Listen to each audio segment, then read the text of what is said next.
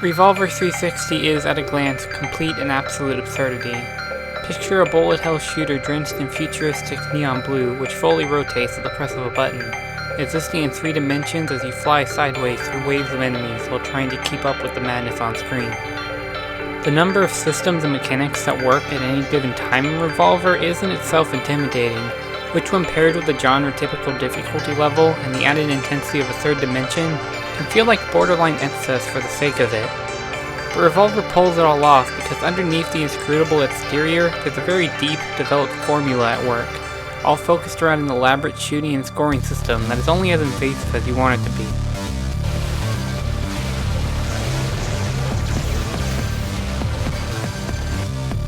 Different types of shots affect different enemies, various meters are raised by particular stimuli, and multiple paths through levels create even more room for experimentation.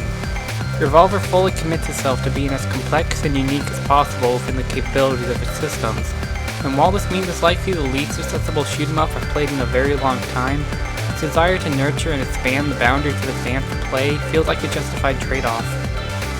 Revolver expresses its best in its challenge mode, which features 50 quick, extremely focused missions which give you a specific task to complete in a short period of time. To me, these felt less like fun bonuses to the main game, but rather a comprehensive tutorial detailing the minutiae of Revolver's intricate mechanics and how best to use them.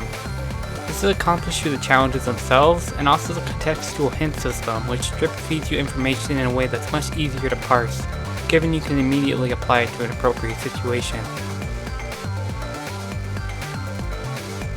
Returning to Revolver's main stages after completing a number of these, I was surprised just how much more I understood about the game I had already beaten once, and how significantly more capable it had made me where simply reading the manual and playing the game had not.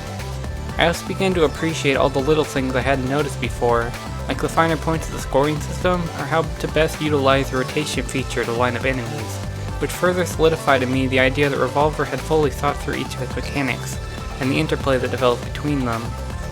The more I was able to understand, the more I enjoyed playing, and it made me wish other games would be as thorough in their initiations.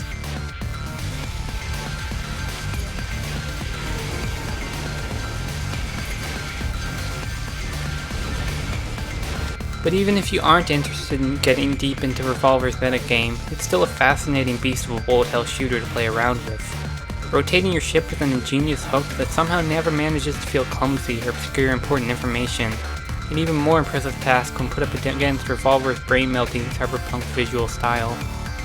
It's a cool that didn't need explaining, a cool which leaks out of the screen like a kettle getting ready to blow its top. It told me to get ready.